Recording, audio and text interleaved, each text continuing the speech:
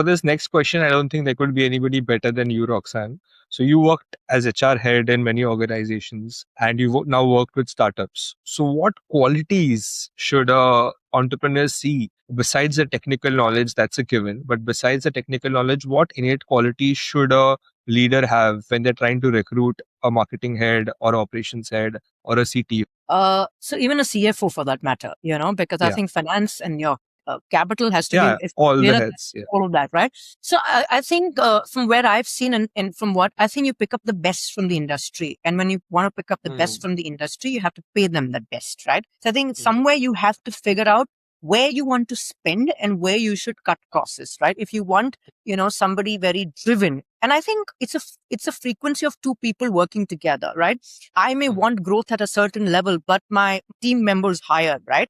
It doesn't see that growth. How do I elevate the person into that? I need to be open. I need to share my numbers. I need to be transparent. I mean, I need to spend time. And the most important thing we all forget in our day to day is we stop asking people how they're actually doing.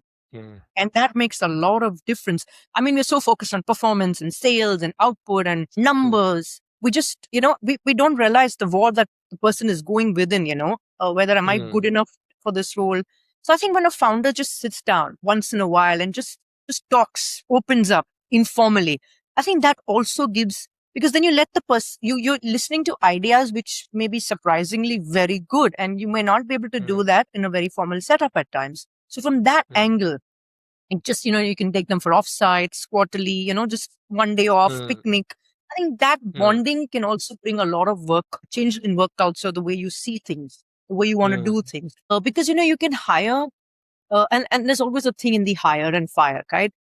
I may not have the skill, but I have the will to learn, and I will learn. But I have the skill, but I don't have the will to do. You can't train that person. That's a complete loss.